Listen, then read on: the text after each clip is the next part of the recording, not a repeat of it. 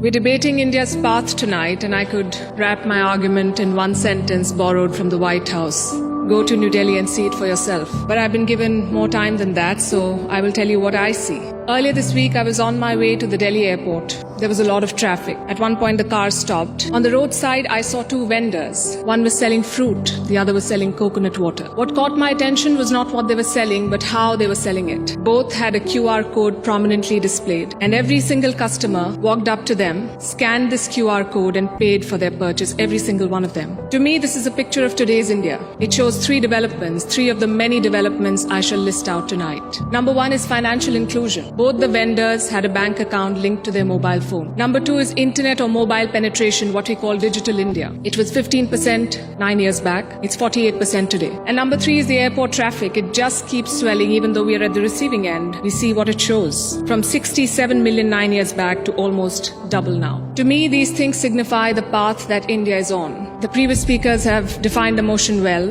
but in case the evening drinks have kicked in, let me repeat. This House believes Modi's India is on the right path. And how do you determine if the path is right or wrong? You look at numbers, data, surveys, reports. I shall refer to all of these as I make my arguments. But I also want to dwell on something that's more personal, more important, I think, yet unquantifiable. I'm talking about the experience of living in today's India. I have lived in many Indias. The wary India where exciting policies and positions were abandoned. The self-doubting India where decisions were taken based on global opinion. And today a more confident India where the world comes for leadership and inspiration. You cannot put a premium on that. Indians are more prosperous at home and hence more confident abroad. Let me also tell you what I saw at the airport here in London, at the immigration counter. I saw Indians proudly flaunting their passport, none of the fidgeting or self-doubt of the last century. And if I may add, the immigration officer almost looked impressed. She was either a fan of India or just worried that she was holding up one of Rishi Sunak's relatives. We are proud of what we share with the world. Bollywood, masala chai,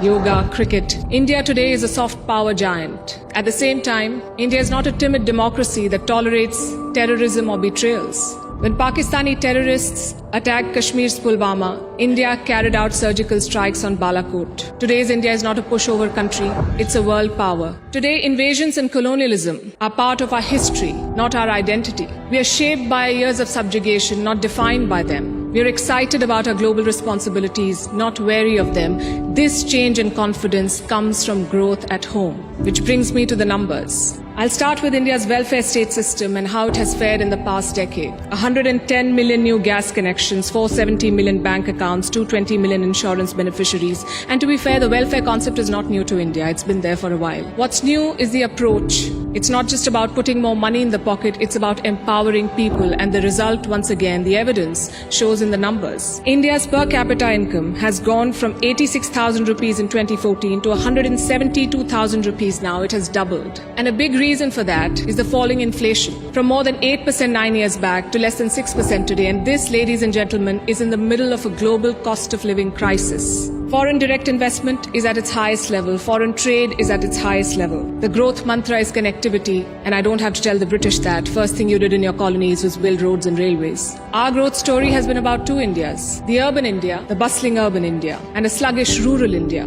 Today we are trying to connect the two. We are building more than 38 kilometers of highway every day, which is 50% more than what it was 7 years ago. The number of airports has doubled since 2014. The total capacity at seaports has doubled. This connectivity is what is driving India forward. Our constitution calls India a union of all states, which is a great tribute to our diversity. But it also meant 28 different state economies, different taxes, different trade practices. This government tried to unify it to create a single Indian market. It took time, but the result is this today. Tax collection is at its highest ever. The number of taxpayers has doubled since 2017. I have a lot of data I could go on, but you get the drift. So now I'm going to talk about India's global position, because your path is also about your role in the world. Are you a troublemaker or a consensus builder? I think there is no doubt as to where India stands. India is a member of the Quad and the SCO. India is invited to the G7, but is also a member of the BRICS. India rubs shoulders with the West, but also leads the global South. Which other country can claim to juggle these roles? And how does India do it? Because we are not trying to play an outsized role in the world, we are trying to play the right role.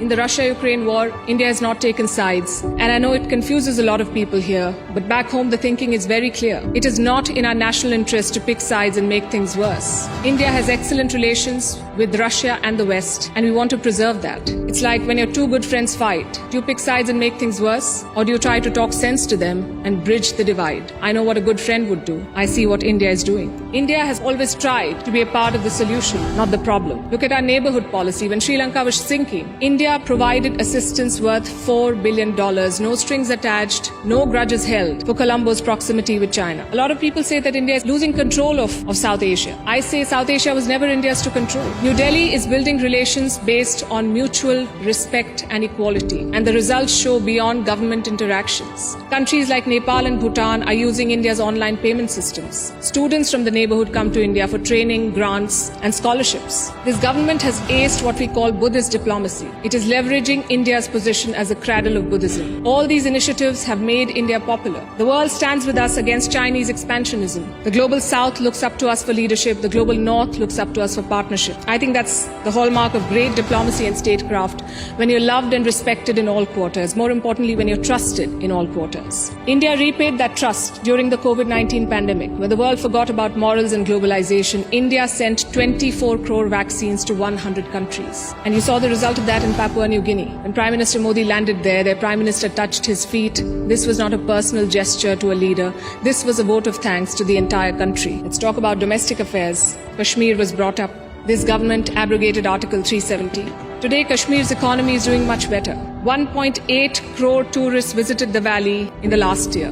That's the highest ever in Indian history, 1.8 crore. Kashmir is getting its first ever foreign direct investment, and that too from a company in the UAE. But since this is Kashmir, let's not limit ourselves to finances. Let's talk about security. Terror attacks in the valley have almost halved in the last few years. The numbers are staring in your face. Security is better, economy is better, Kashmir is better. Plus, we have corrected a historical wrong imposed on India. Let me also address something else that was raised by the opposite side, and that is religious intolerance. It's easy to quote anecdotal evidence and paint an entire country as intolerant. But random elements and sporadic incidents do not speak for India or its leadership or its government. Only policies do, and I'll tell you about those policies. More Muslim students got scholarships in Modi's first term than the previous government. I'm talking about 2 million more Muslim students. If the idea was to marginalize them, why give them more scholarships? Look at the government's Hajj policy. Prime Minister Modi held personal talks with the Saudi regime to increase India's Hajj quota. In 2014, it was 136,000. By 2019, it was more than 200,000. Again, if the idea was to marginalize Muslims, why increase the Hajj quota?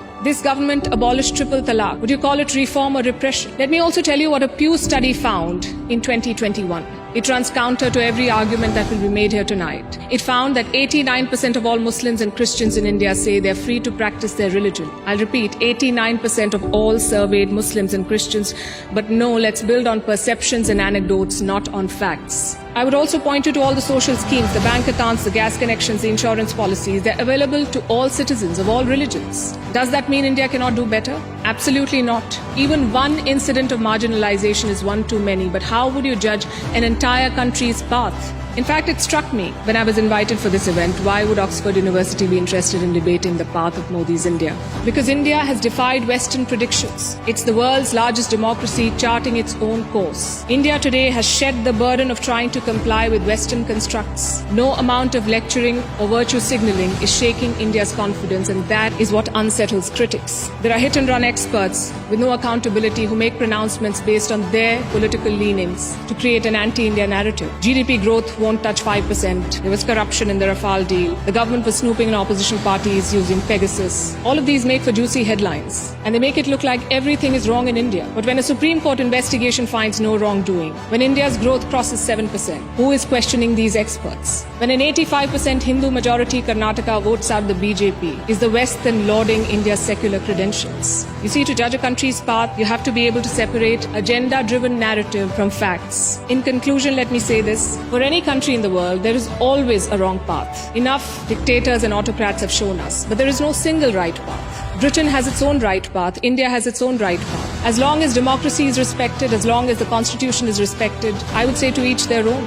It is wrong to judge one country on the parameters of another. And that has been the beauty of India since 2014. We've uplifted 140 million people out of poverty. We did so while conducting free and fair elections, dozens of them. We did so while protesting, debating and dissenting. And finally, I think the hallmark of a right direction is also public approval. Do the people think you're on the right path? The people of India answered that question in 2019. Thank you.